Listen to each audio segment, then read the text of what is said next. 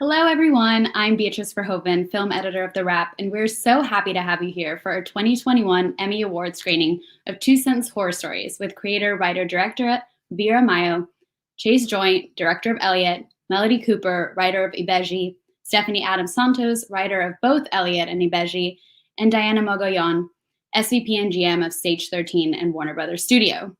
We're going to be showing you the trailer, and then we'll go right into a conversation with our panelists. To our audience, please participate in the live chat of the stream, share your thoughts, and let us know where everyone's tuning in from. Now, before we introduce the panelists, let's take a look at the trailer.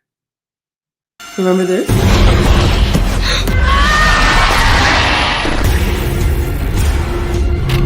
What are you? Danger! You probably wouldn't hurt a fly. Nona, did you see a ghost? I want my mom! Get out of my head!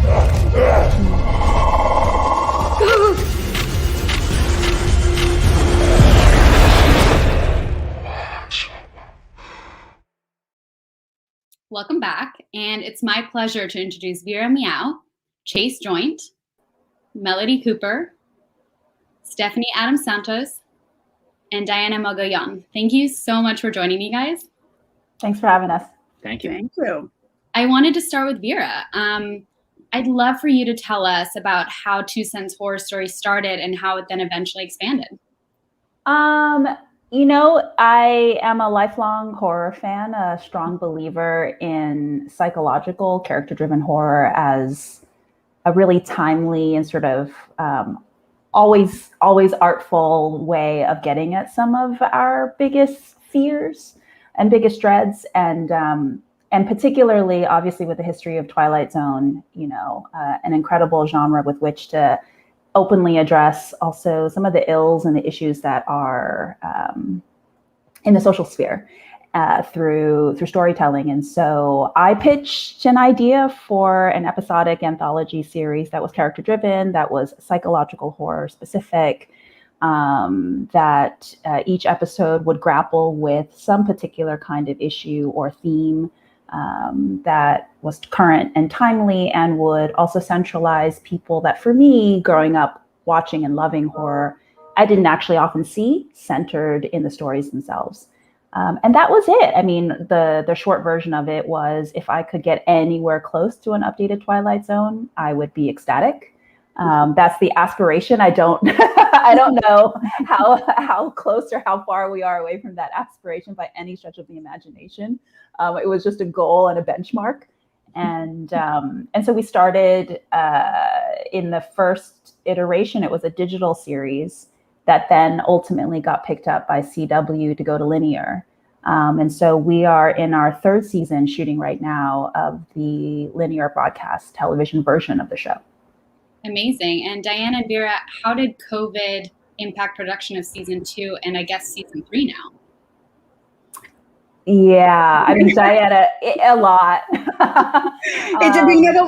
We have an ace team. We iterated. You got to be innovative and iterate. And we have amazing partners in the CW. We have amazing partners, on the ground. Getting everything done, and we had to get used to it. It took a second. I think, if anything, actually, one of the good things about COVID, if there is a silver lining, last summer, we had a chance. We were about to go into production on the second season, and we actually had a chance to kind of relook at our creative. And in fact, in a couple of episodes, we said, we want to make sure we fine tune how we're doing things and what we're doing. So we had a chance to just make sure. But we definitely, from production to, the unfortunate part, we couldn't travel, the way we would normally be on the ground. The show was shot in Canada, in Vancouver. So we had to iterate. But again, we have an amazing team, and we, knock on wood, didn't have one positive COVID test. So, all around, I think we put our best work out there.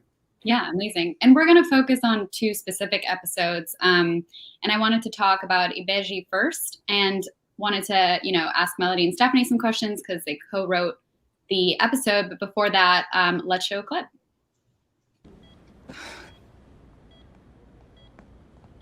Excuse me, doctor. My sister may have had a stroke, and we've been waiting here for almost 3 hours and a half. I'm sorry, ma'am, but you have to understand, there's a triage. I'm a nurse. I know what triage is. I also know that I've seen patients who got here after us, and yet they've been seen. I'm going to ask you to calm down. Now, it's great that you're a nurse, but you're not a doctor. She complained of a headache. She's been listless. Might have lost motor functioning on one side I of her. appreciate your diligence, and when the attending comes, they will too. You're not hearing. It does not appear to be an emergency. They would have noted that at intake. And as a nurse, you must know there are many things which can present as a stroke. Anxiety, insomnia, drug use. Do you really think I haven't noticed how this hospital has been treating its white patients? I do not appreciate your insinuation. Now, your sister will have to wait her turn just like everybody else. Or you're welcome to go to another hospital, one where you feel more comfortable. So, Melody, kind of question for you. What was your inspiration for it, and what was perhaps a challenge with writing it? Well, the real life issues that I've encountered and people that in my family and friends have encountered, especially Black women in the society when it comes to healthcare inequities. I've gone through similar situations myself, and I actually just spoke to a young woman today who went through a very terrible experience with a dermatologist who didn't understand how to deal with darker skin. So it's unfortunately prevalent. And when you mentioned about the impact of COVID, while we were working on this episode, and certainly by the time we were shooting it, the impact of COVID was for us to realize that, the Black and brown community was being unfairly affected by COVID. And so we were seeing these healthcare inequities play out right in front of us in a very horrible way. In addition to what we've seen in dealing with doctors and with maternal, death for Black mothers. So that really was the inspiration. When did you actually write the episode? Help me out, Steph. It went through so many versions, and I think its final version happens in maybe September of last year. August, September of last year. But we started it in November. I can't remember. Yeah. And we pitched it earlier. Time is a warp, right? This whole time. Yeah. And I thought it was very, very unique as well that there's this mythology through line, right? The power of twins, the connection that twins supposedly have. I'm not a twin, so I wouldn't know. How did you kind of come to that as a starting point of that relationship between the sisters? Well, I'll just throw in that's the Yoruba religion was something that we wanted to definitely use in this and kind of feature and dive into. And Ibeji means they're twins, and that is a kind of a spiritual beginning to the story. And I always knew that I wanted to tell the story of sisters. And I think Steph and I both wanted to really dive into the idea of sisterhood, the implications for people who are related, and then the larger implications of sisterhood, I think. Was there twins is such a natural, twins have such a powerful connection, and there's so much lore, especially in Yoruba traditions, about twinhood. Ibeji means twin, but it also is the name of a deity that represents twins. And so there was just so much rich lore that we could draw from there. Yeah. Was there ever a challenge kind of writing about the mythology or, adding the spiritual thing, or what was the most difficult scene to put to paper? I don't know if it was difficult. I think the mythology was the fluid part. It gave, because the racism, the racism in the episode, it's not like they're dealing with evil racists who are directly targeting them. They're almost incidental. Like the doctor is offended by the implication that he could be racist. And in the hospice, we never even get to meet the white administrator who's, not giving appropriate resources to the Black and brown workers who work there. So you see the monster gets to be a stand-in for that and for the effects of that they have to deal with on their own, after the fact of having, been neglected by the doctor. So it actually gave us this rich place, right, Melody, to like delve into our imaginations with it. And and it was important, I think, also that the sense that they were two women, and two Black women who were helping themselves and saving themselves. And the hardest part for me, though, was the sister being paralyzed, because I actually, the inspiration for that is that I have paralytic dreams where you see things but you can't move. And even now when I watch the episode, it can kind of bring it on. So it's scary for even me. Yeah, that's really scary. And those things that Melody experiences with the sleep paralysis, when we were researching in the writer's room, and Melody showed me this documentary about it, they're universal. How it's scary how alike many of those monsters are across all over the world. Oftentimes they sit on your chest. They can be small, they can grow, they can have like long claws. So we sort of blended a bunch of those to create our little goblin. Well, and that's the beauty, Beatrice, if I may, because Vera, in her vision for the show, is taking those real personal, worst possible fears that could happen and then bring them to life. And I think here you're hearing very personal stories from both Stephanie and Melody, but the beauty of the anthology and of the show is that you're able to then bring it to life in these very personal, emotional, visceral ways within this amazing, psychological horror package, right, Vera?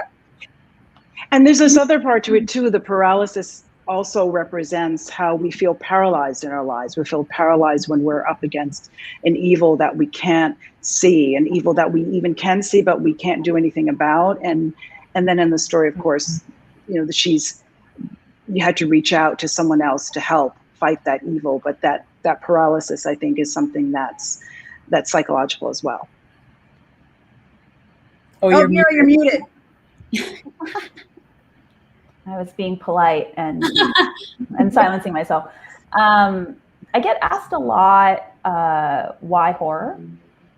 And, I get asked it so much, actually, that I started to actually really think about what the response is on a true and not pithy level. And I do actually want to go back to Rod Sterling's sort of genesis of Twilight Zone, right? Where he really wanted to grapple with some of the most provocative, controversial, but meaningful issues of his day, and couldn't get that show made in the time and in the climate. And what he realized was the sort of the uncanny kind of filter of genre that he applied enabled people to be able to grapple with the themes and the ideas that he wanted to throw out there. And I was just thinking about that why, right? And so on one hand, maybe strategically that made sense, but for me, it's a passion.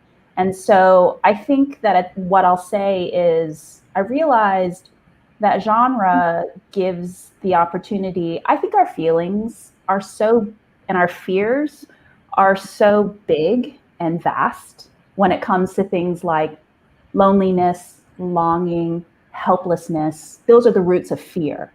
The anticipation and the dread of what we're capable of, right? That unknown is so large. It's actually quite mythic to me. And I think sometimes I need my stories to match that mythic nature to actually really be able to feel it. And no shade on drama, because that's something that I consume literally 23 hours of the day as well. I think the lens of horror, particularly when it's rooted in character and emotion, and even in this clip, there's actually no quote unquote horror, but it is actually real horror. And it gives us a lens with which to acknowledge how big, how meaningful, and how fraught all of these things are and how they make us feel. It just gives you license to just assume that depth right away.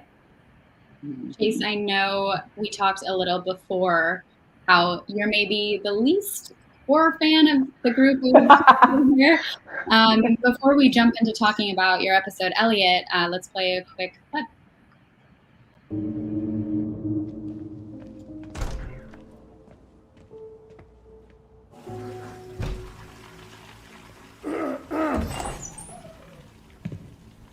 Principal Myers? Oh dear, this is the men's room. I'm a boy. You either got the equipment or you don't. It's not that simple. Well, maybe in the city this kind of thing flies, but around here the policy is no boys in the girls' room and no girls in the boys' room. Sounds pretty simple to me.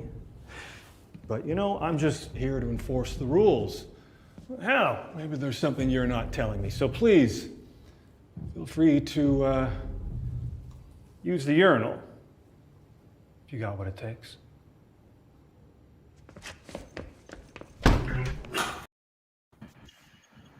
So even,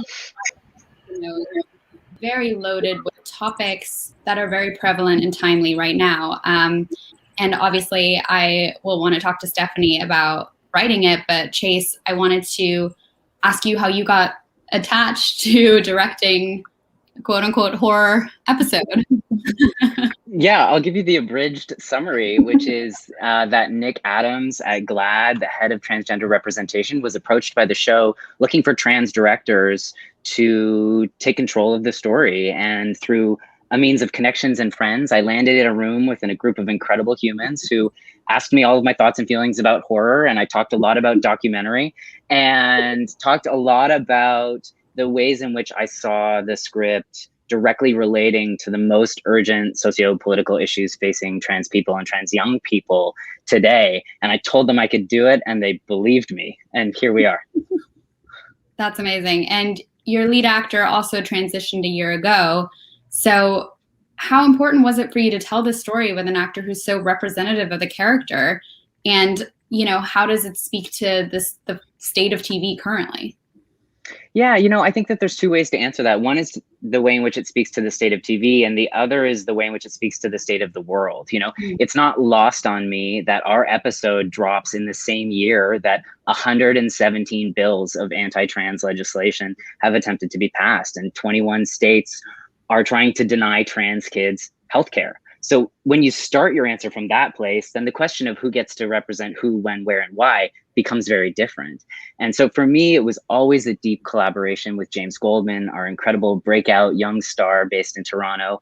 And James and I had a lot of conversation as trans men, as people interested in art and the politics of representation, about how we could find ourselves in the story, and then what in turn we could show the world through those choices.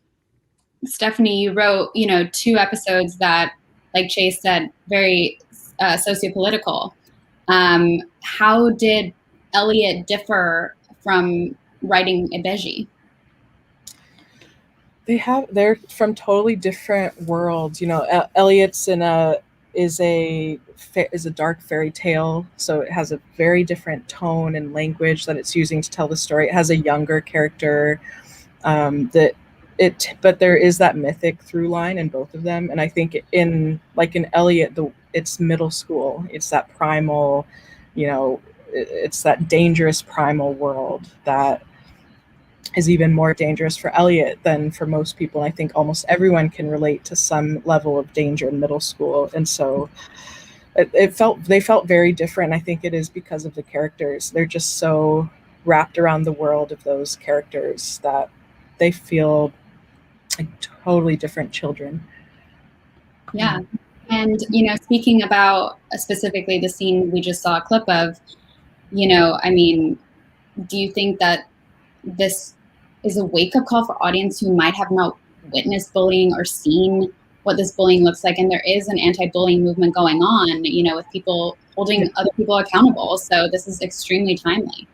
I definitely hope so. And I mean, that's the idea, is to put you in that perspective when maybe you don't have that perspective. And one of the central things that helped shape the episode for me was after sitting down with a trans friend, and she said something to me. The way she put it really stuck with me. She said, when I go into a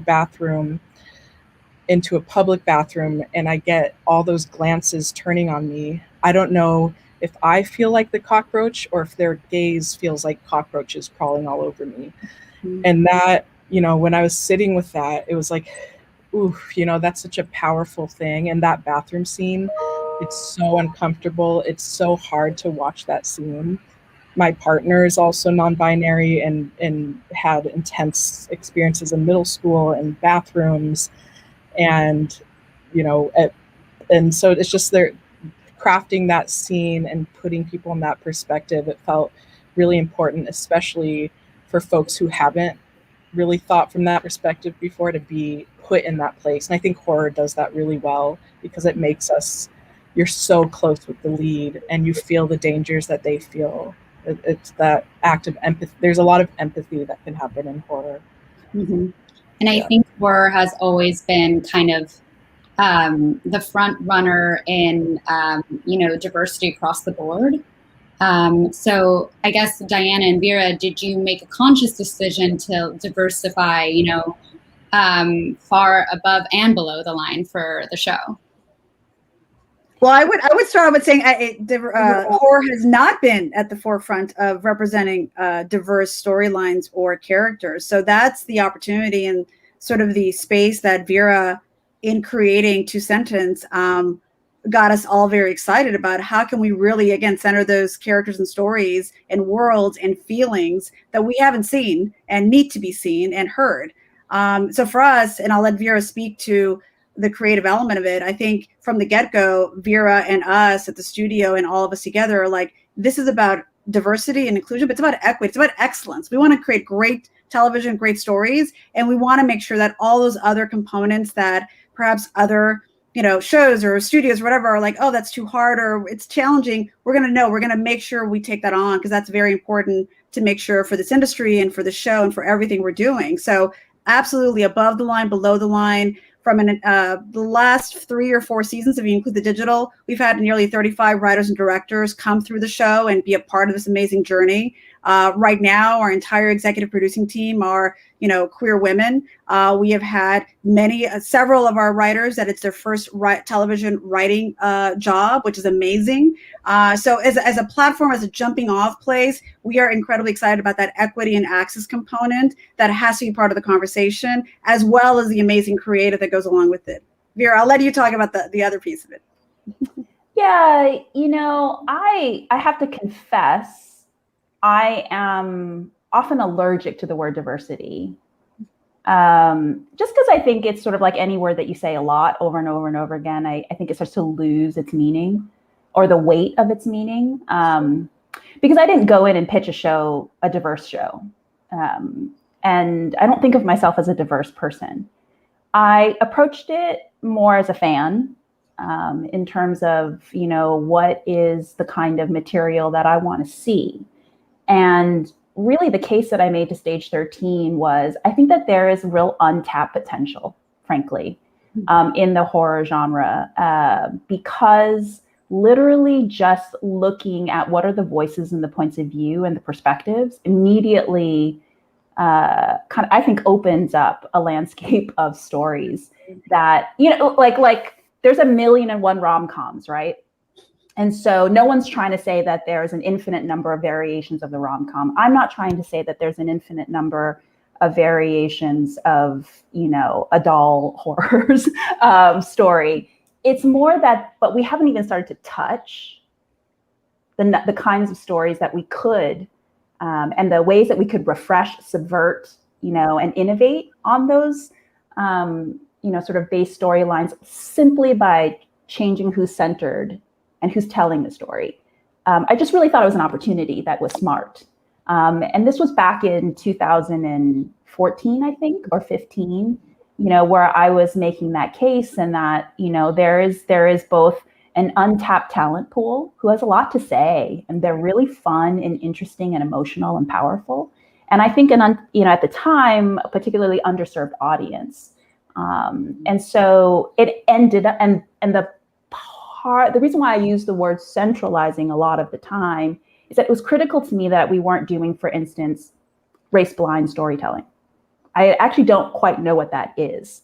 And so it was really about being really specific about who are the characters, what is their life like, what is the context in which they live in, and therefore what are the fears and the pressures, and the advantages and disadvantages that they carry through a journey that is hopefully primal, hopefully emotional, and hopefully has some level of catharsis at the end of it. So I think that's really where I was coming from. And the pitch was really, there's a lot of material that has been overlooked. It's a goldmine, frankly, of emotional storytelling. And then I think later on, the conversation sort of caught up a little bit to that, and with words like diversity and representation and inclusion. And I appreciate those frames with which to grapple with some of those ideas and some of those themes. But like for me, that was more of like an outside in perspective. For me, it was always inside out. These are the stories that make sense to me. They're the ones that move me. I'm interested in knowing more about different people's fears. And there's, a vault of stories. Is there anything that's, any topics that are off the table that you just don't really want to delve into? Not me, but I think, we're making television, and there's a lot of factors at play, which I'm very sensitive to, and sometimes, I'm going to be honest and sort of like get a little behind the scenes. I think multiple seasons we've tried to engage actively with the issue of police brutality, and particularly from an anti-Black perspective. And I'll be honest, I think that those have been hard topics as it goes through the typical process that, folks are familiar with when it comes to making television. It's interesting because those attempts multiple times that happened pre the moment that we're in now and the rise of Black Lives Matter. I wonder now if those conversations, if they would have been received differently, and if those stories would have been, understood and, just taken in with a different frame. And it is, yeah. So, and I think that I'm always open to what are the grounded and real issues and fears and questions that we're all grappling with, that we can all relate to in some context, right? I think the process of what are the stories that ultimately make it into a season are a combination of, sometimes you have a great issue that you want to explore, but you haven't really come up with a really great way to get at it, and that's just truth. Well, and in 20 minutes, Vera, right? You have 21 minutes to do this, half hour. So there is a bit of like, whoa, because we've been through so many stories, and we're like, we can't do it. Maybe next season we'll do this. We need more time to figure this one out, So it is a bit of, and the subversion. I want to make sure that that element of the two sentences, which is so central to the show, is about sort of the setup and the payoff, and that subvertive element that is so important to the story. It has to. You want to flip it on its head by the end. You want to rewatch it and go, oh my God, now that I know that, let me rewatch it again. So yeah, maybe talk about that. If someone doesn't know, sorry, Melody. Maybe talk a little about that, about how that came together, because, I thought that was really, really interesting. And like you said, Diana, like you go back and you're like, oh. You want to have that aha moment, right? Melody, you were going to say something. I was just going to add that from a staff writer perspective, this was the first show, TV show that I worked on. And it was wonderful to walk into a room that had white, LGBTQ+, Latina, Black, Asian writers. And it was a relatively small room, and we all worked so well together. And I agree with Vera about the idea of diversity and using that word, which I also bristle against. But it's really about, on this show, even though we each wrote about characters that we were familiar with, all of us had input. So there was a perspective, my perspective was also brought to Elliot, and Stephanie's perspective was brought to Muerto, and we all were working together to create this broader way of looking at horror. And so it's not just about us telling specific stories, and we need to tell our stories because they need to be authentic, but that as a Black writer, I can have a perspective on telling other stories. And in the room, when we pitch and when we work together to develop and grow the stories, all of our perspectives are being considered and heard. And I really felt that in this room. Yeah, I guess, how do these stories come together, right? Like, how are the writers and the stories chosen if there is such a surplus, of these undiscovered stories that you were talking about, Vera, how do you guys go from, point A to point B in getting these episodes, done? It is a little bit of a funny beast because unlike the vast majority of television, it's not serialized storytelling. And we don't even have the benefit of a season-long anthological format, which, at least, so we remake a world for after every 20-minute, 45-second episode, which is a lot, right? And so there's pros and cons. So the long and the short of it is, for me at least, and I encourage this in the room, agnostic about a starting point.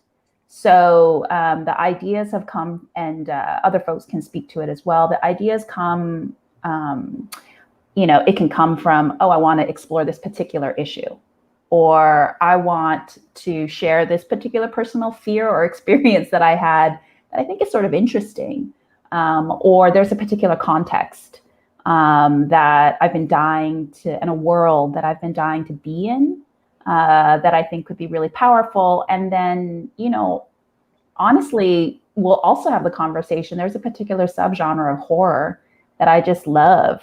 And, it's all of these different components which can function in different ways as entry points, but then also are just elements that you start to that kind of give you the building blocks to eventually arrive at what shows up on the screen. And it goes through so many iterations. So folks who are on this live panel, who probably have a lot of experience in television, know how much changes in a story over the course of its iteration. But here it's kind of take that to the millionth degree, because every episode's standalone, and we don't come back to those characters. Mm-hmm. We don't come back to those worlds. And in fact, we intentionally have to avoid repetition, which gets harder and harder as each successive season happens. We're really happy. We love repetition in talent and voice. Like Chase is coming back this season. That's right. And directing an episode for us as well this season. But it's a challenge.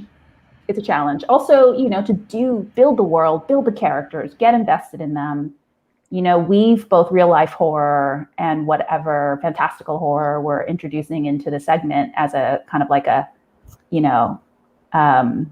through line in 20 minutes, 45 seconds is a beast of its own. And I feel like from what I've been hearing, there's a lot of collaboration with the episodes. And I did want to ask Stephanie and Melody, how did you both collaborate on the episode? Was it in person or virtual? And how was that during the whole pandemic and getting, your ideas on paper? It starts really early on, in the very beginning of the writer's room, when you're in the blue sky mode and you're all just exploring what you're most passionate about, whether it's your genre or like when Melody, I think very early on, brought up the nightmares, the paralytic nightmares. And sometimes those things just sit there and it's like you come in all these different waves. And I feel like, it was very lucky that we got to work together and get to kind of play off of what we loved and what we wanted to explore. And it was very organic.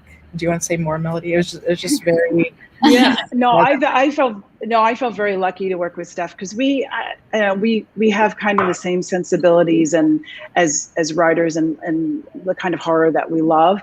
And so to be able to work together and to be able to we had to kind of surf the different ways in which the story changed and the way in which we were going to work differently and switch up different focuses. And you really have to work well with a writer if you're going to have to roll with all those different punches. And so it was great to work with her in that way.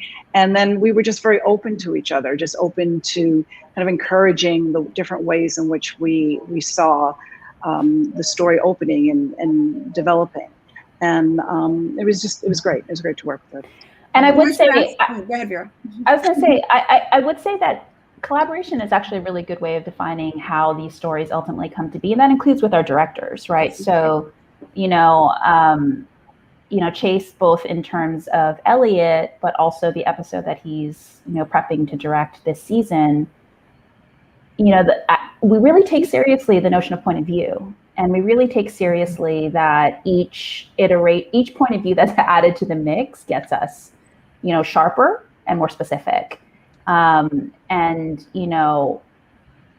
it's perhaps sometimes unusual in the world of broadcast television to really be so open to how a director might shape and in some ways change the story themselves. But we really look thoughtfully at who are the directors and their points of view from the perspective they do bring something to the table that we didn't have up until their involvement. And so that contribution, and I don't know, Chase, if you want to speak to that, but it's really valuable, and we've utilized it on every episode.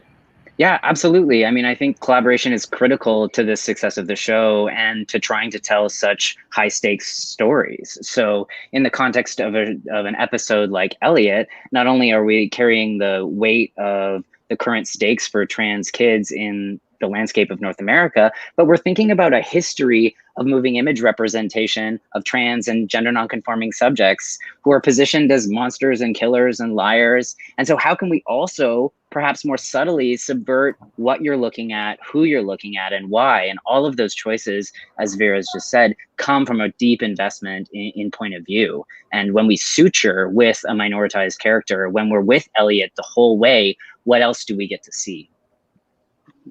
Interesting. Yeah. Diana, did you have anything to add? No, I'm glad that's exactly what I was going to say. The collaboration is sort of through and through, from the production team, the writer's room, the directors. And again, in an anthology, we do have usually a director for every episode. And there's a lot of intention behind the pairing and how do we make sure that we're going to really bring out and maximize each of the stories, to Vera's point. And literally it's iterating up to the point that we're, actually shooting. And even, as we all know in post, we're always fine tuning and crystallizing to make sure that we're, as we say, stick the landing. So we make sure that the intended theme and the way we want to hit there is we're doing it in the right way. Interesting. And Chase, I kind of wanted to go back to you and Elliot, because you say you're, like I mentioned, you're not this diehard horror fan, but I felt like your episode also incorporated a lot of, horror, like shots, like the creeping up behind you and, all these like horror images that we've all come to know and love. So how did you kind of blend those, not being a huge fan of the genre in general? And what was also the most difficult scene for you to shoot? Mm-hmm. So when I first read the script, it's very obvious that the horror is the A-level horror is transphobia, and the very close B-level horror is surveillance, right? And the threat of being seen. Right. And so as soon as I identified that we were going to be with Elliot, and then think like, what are all the institutional and political systems that surveil trans bodies and inhibit their abilities to thrive? These are schools, these are hospitals, these are governments. And so when you start thinking in that way, where does the creep come from? Who is the camera in each of the scenes? And so it started to really help me justify my perhaps more classically horror genred choices.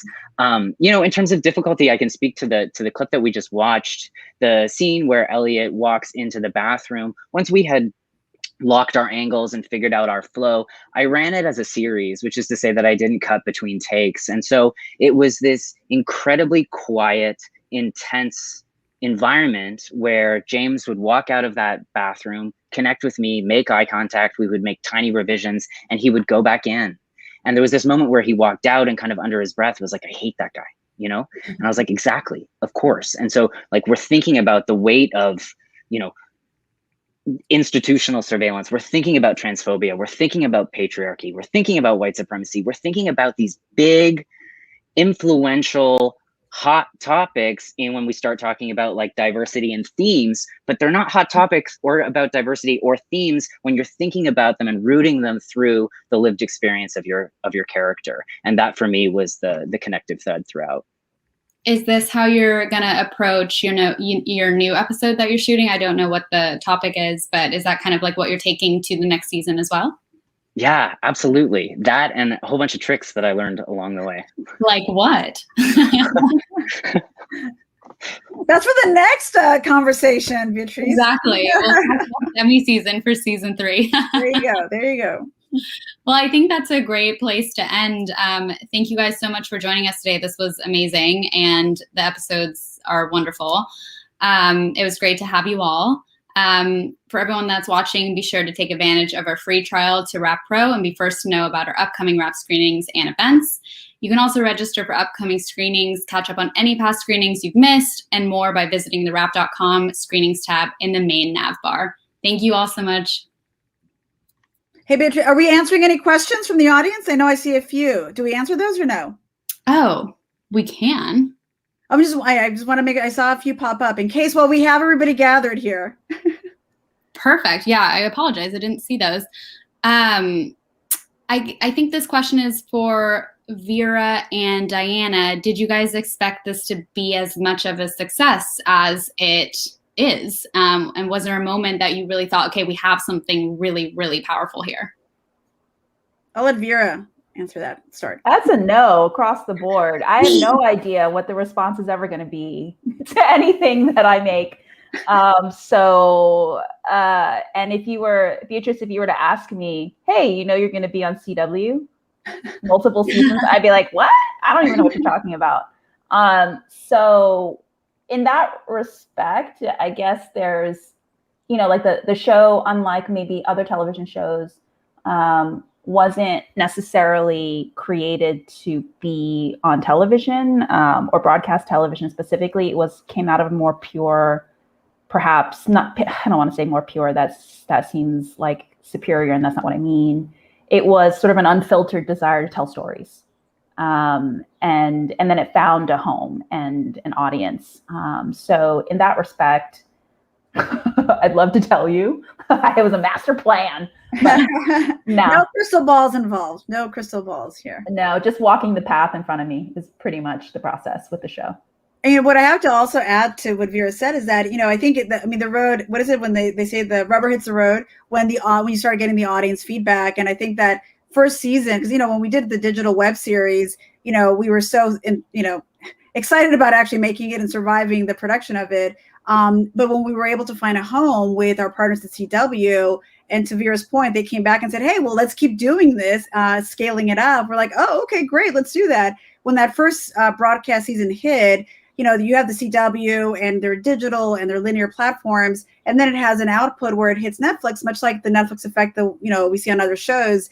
And when you see those combined, that aggregate of it, I remember Vera even saying, what did you say, Vera? My neighbor's family member saw it. You get these people from all over between CW and Netflix, and you're like, wow, we're hitting really, everything from like teenagers all the way to, again, boomers or Gen X, and they're all enjoying the show. But that tells you that you're really hitting a chord. There is a relevant factor to the characters and worlds that this amazing team has built. And when you see the on social and what people say, that's actually a lot of what keeps us going. Like, yeah, we're hitting the bullseye, besides the hard numbers that everybody likes to look at, Amazing.